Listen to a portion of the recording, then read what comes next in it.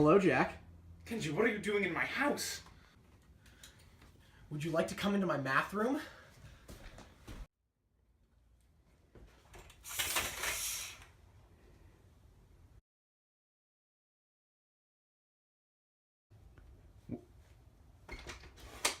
When did you build a room in my house? Don't ask questions. Get in. Okay.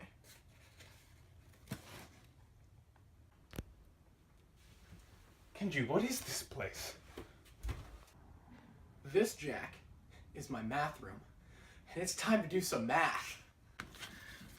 All right, Jack. It's time to do some math. Okay, so first we're going to try and figure out what the tangent line of this generic function at point x is. So to do that is we want to know what the derivative of that function is at x sub 0, which is that point I just put down. So we don't have very many ways to just figure out what that slope is, aside from just directly doing the derivative. So what we can do, though, is find what the slope of a line h away is. That point is right about here. So now that we have 2 points on our function, we can actually check what that line is, the secant line, as it's called. So this line is fairly similar to that tangent point, but it's not quite the same.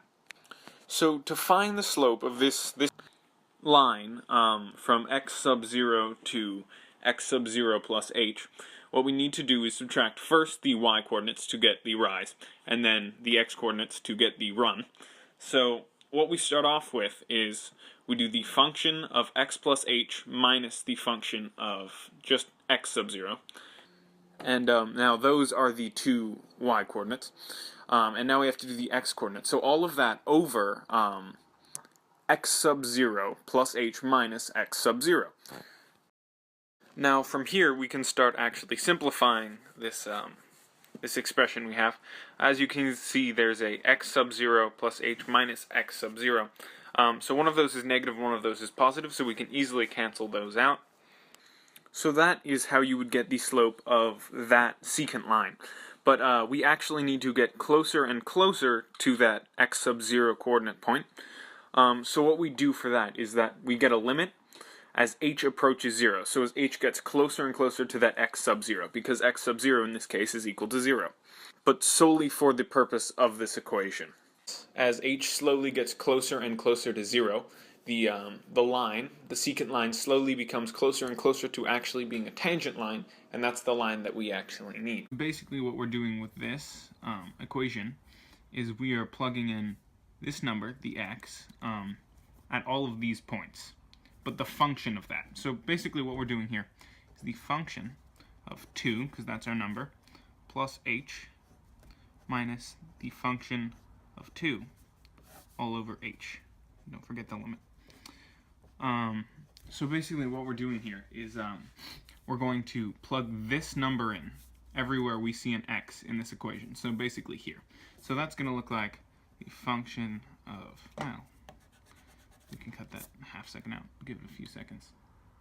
So basically what that's going to look like is 2 plus h squared plus 1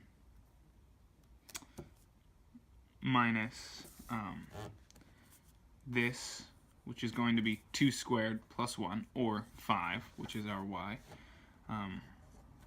So immediately what we can do is we can cancel out these two.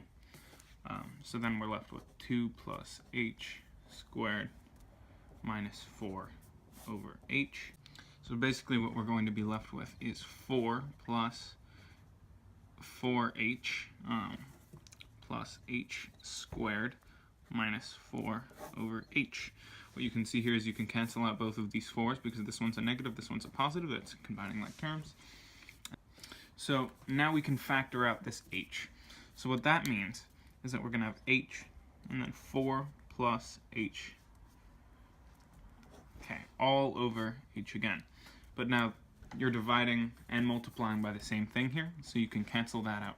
And what we're left with is limit of h to 0 is 4 plus h.